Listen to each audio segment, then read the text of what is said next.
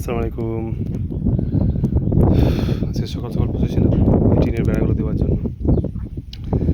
তো একাই করতে যাচ্ছিলাম, হচ্ছিল ঠিকই, কিন্তু একজন সাপোর্টার ছাড়া সম্ভব না। এখন বর্ষাকাল, সব ধান পুচ্ছে, দেখুন দূরে দূরে ধান পুচ্ছে। তো এখন লেবার পাওয়া খুব মুশকিল, তারা নিজে নিজে জমি চাষ করতে ব্যস্ত। তো আজকে দেখতে পাচ্ছেন 10:30 বাজছে, সকালের খাবারটা বাড়ি থেকে এসছে।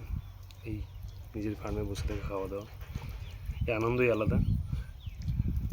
বাড়ি থেকে মাছ পাঠিয়েছে, আর মাছের ডিম।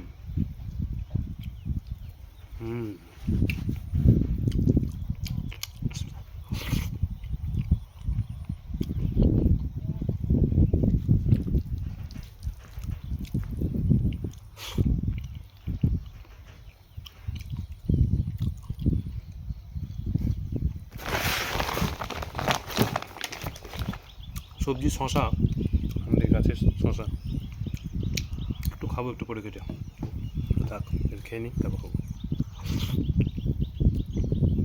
দারুণ খেতে। রাত্রে খিচুড়িটা করা হয়েছিল এবং খিচুড়িটা অল্প খেয়েছিলাম, আমি ফ্রিজে রেখেছিলাম সকালে খাবো বলে। হাতে সময় কম ছিল বলে বাড়ি থেকে নিয়ে চলে এসেছি। তো বাড়ি থেকে নিয়ে এসে এখানে ঘন্টাখানি কাজ করলাম। ঘন্টাখানি কাজ করে এবার খাওয়া দাওয়া করে আবার মাঠে কাজগুলো করবো। নেপিয়ার গাছ লাগাবো আজকে, দেখাই। নেপিয়ারের কাটিং দেখাই।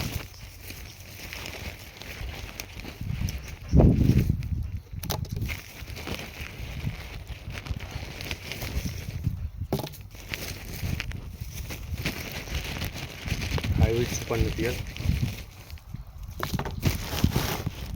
গত সোমবার নিয়ে এসেছিলাম, জলে ভিজিয়ে রেখেছিলাম, দেখুন সব বেরিয়ে গেছে গ্যাঞ্জ। এই দেখুন, এই নেপিয়ারগুলো আজকে লাগাবো। এটা সব কি সুন্দরভাবে শিকড় বেরিয়ে গেছে। এগুলো সব মাঠে লাগিয়ে দেবো, আমাদের ছাগলের খাবার তৈরি হবে। এই নেপিয়ার 12 মাস খাওয়া হয়। এই কাজের জন্য আজকে আসা এখানে। আজকে একটু বর্ষা নেই বললেই, আজকে বৃষ্টি নেই, যার জন্য আরও তৎপরতায় এলাম যে শুকনো ওয়েদারে একটু কাজগুলো করে নিই। লেবার পাওয়া খুব মুশকিল।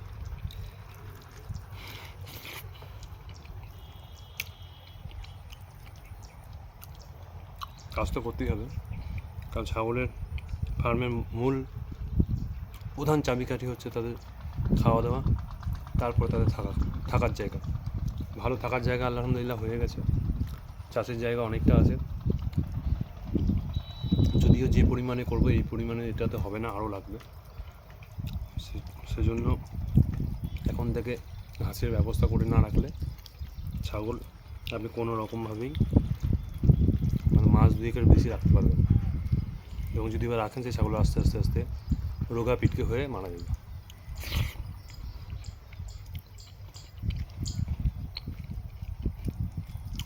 আর ছাগলকে কেনা খাবার খাইয়ে বাড়িতে 2-1টা ছাগল পারবেন, কিন্তু বাণিজ্যিকভাবে যখন 40টা, 50টা, 100টা ছাগল হবে, আপনি বেশি কেনা খাবার খাইয়ে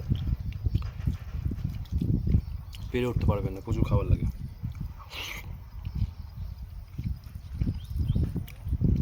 যাই হোক, আগামী ভিডিওতে ইনফরমেশান দেবো। আমি খেয়ে নিই, নেক্সট ভিডিও আপলোড করবো। সঙ্গে থাকবেন আমাদের পেজে।